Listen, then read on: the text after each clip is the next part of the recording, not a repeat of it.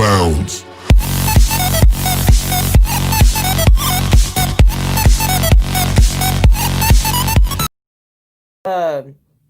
So y'all saw that video about Hurricane Mara. Well, we got another hurricane coming straight for us. It's gonna hit Friday, so tomorrow night. We're not gonna evacuate for it. We're gonna stay, and I'm gonna take videos of it. I'm gonna post it on YouTube, okay?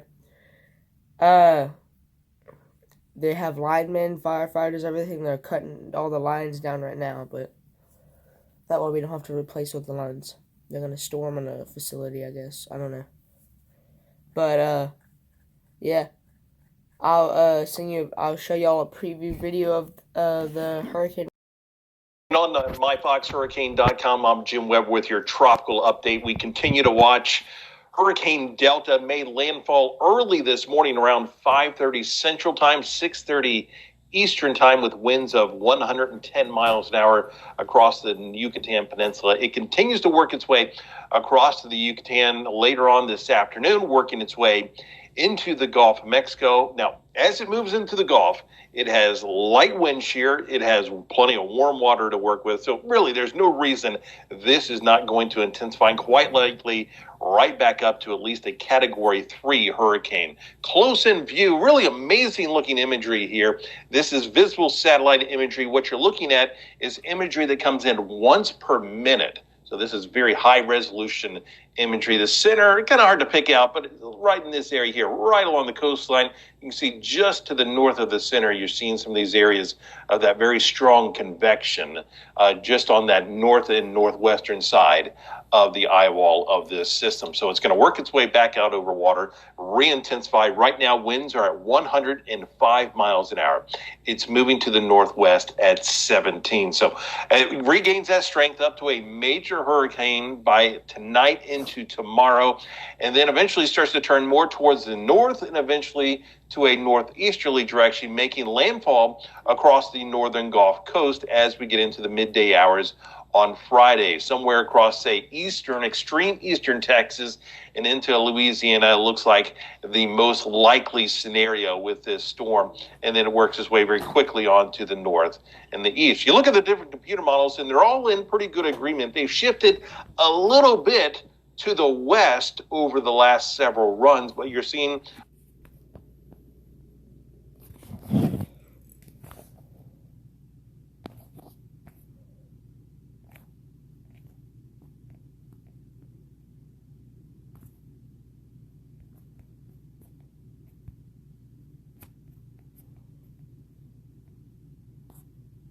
Let me ask you a question. Have you ever thought about your blood flow? Redwood uses just a few simple, completely... Right now, here we can see we are starting off our morning again, still looking at the latest with Hurricane Delta. As of 7 o'clock, the numbers coming in, not really changing at all. Still winds of 100 and then moving northwest at 17, but the pressure is down a few millibars. That's a sign that it is starting to get stronger and starting to strengthen just a little bit. You can see here, again, the big flare up of the white clouds here. That's the colder cloud tops, bigger thunderstorms developing around the center, and that's what we're going to start to see again. It's starting to intensify as we move forward. Right now, though, you can see some of the rain actually starting to work its way away from it. Look how far away it is. Again, the center is down here, so the radar doesn't quite get to that far. But these outer rain bands already coming across part of southern Mississippi, move through overnight. It's all light rain, nothing significant with it, but we've seen some of the clouds and rain coming on in this morning, and we'll see more of that as we go on into tonight and into the day tomorrow. So again, the storm is going to continue on that track to the northwest here through the afternoon, get stronger up to a Category 3 by 1 o'clock on Friday. Probably just before that time, it'll be Cat 3, and starting to turn there to the north, being pulled north by that trough of low pressure.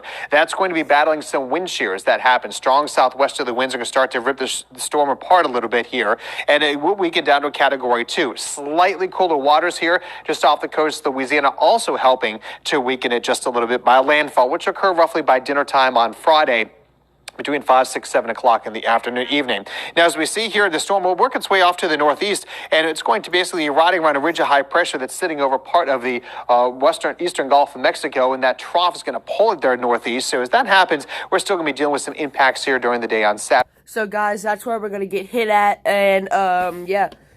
So, me and my dad, we're going to not evacuate for this hurricane. We're going to stay here, and only because it is a Category 2, from what we know of now. Because some people are saying that it could be a Category 4, Category 5, Category 3, stuff like that. But if you get to a Category 3, you're really risking it, because it could easily turn into a Category 4, which could turn into a Category 5 very fast. Like with Laura, it was a Category 4 2 miles away from a Category 5. But basically, I'm just going to say Hurricane Laura was a Category 5. So I'll let y'all continue watching. Okay, so again, the track shifted slightly west there. Again, landfall southwest Louisiana Friday afternoon and evening. Strength will be stronger in the Gulf, but weakened a little bit by a landfall with the impacts, storm surge, wind, heavy rain, and tornadoes for parts of Louisiana as well, too. Here's your surge numbers. Again. So a hurricane is basically like a tornado. It's one big tornado that has little bitty tornadoes with it. Basically like a mother bear with all of its little, bears. So yeah, the hurricanes are just a humongous tornado with a whole bunch of little tornadoes. 3 to 5 feet from the lakes area, so will impact the North Shore to parts of the metro area and the western part. Alright, so this is a message from our governor. Millions of dollars that Louisiana could be earning are slipping through our hands. Louisianians wager on sports every day, but they... Alright. In this one season, this will be the 6th tropical system to target there. First, in early June, Tropical Storm Cristobal. And then, late August, Tropical Storm Marco. Right after that, the monster hurricane Laura. That was a Cat 4. Then, mid-September, Hurricane Sally turned east, but Louisiana got effects. Late September, Tropical Storm Beta. And now, in October, it's Hurricane Delta. John Bell Edwards now, he's the governor of Louisiana. This is unreal. Are you ready? Well, the state of Louisiana is full of tough and resilient and faithful people. And I will say that we're as prepared as we can be. By the way, the forecast that you all just got from Bill is exactly right. That's what the Weather Service has been telling us to prepare for. The folks in Lake Charles, I will tell you, I am praying that the storm doesn't go there. Yes, we all are. It goes to the east. They're just not. I am in Lake Charles. That's where Hurricane Laura exactly hit. Cameron Parish and Calcasieu Parish. Lake Charles. So, if Lake Charles gets hit again, all of our houses are going to have even more damage. Maybe worse damage. No, not maybe. There's for sure worse damage because we have tarps all over our roofs right now because of leaks and all. So they're probably just gonna have to like with Ashton's house, they're gonna just have to basically, it's not gonna be anymore when we go back to see Ashton's house. So yeah. Not positioned well right now for another storm there, but I will tell you, we have a lot of people working extremely hard. The one thing that's a saving grace, perhaps, Shepard, the forward movement speed, I should say, 17 miles per hour. All these photos are from Hurricane Laura. And so that should get the storm in and out of the area. I sure hope so, Governor. You know, our viewers are looking at our video from Lake Charles. We've been following a number of people there for the last month, including one hero who took an elderly patient she was caring for on a 15-day journey all over the place, bed and breakfast and motels and stuff. Just heroes in the catastrophes. But you talk about them not being able to take it. I don't know if they can take anything there. It still looks like the storm happened yesterday.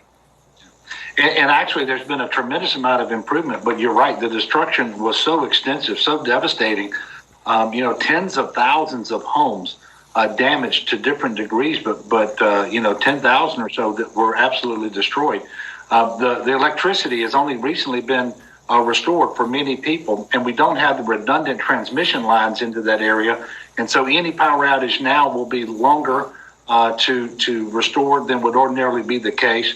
We're worried about the debris becoming projectiles, and if you have strong hurricane force winds, and we still have more than 6,000 people from Southwest Louisiana who are sheltering in hotel rooms because of COVID-19. We're doing non-congregate sheltering primarily in the New Orleans area. And just today, about an hour ago, Calcasieu Parish, where Lake Charles is, called for another mandatory evacuation. But we're working hard to do the best we can by our people here.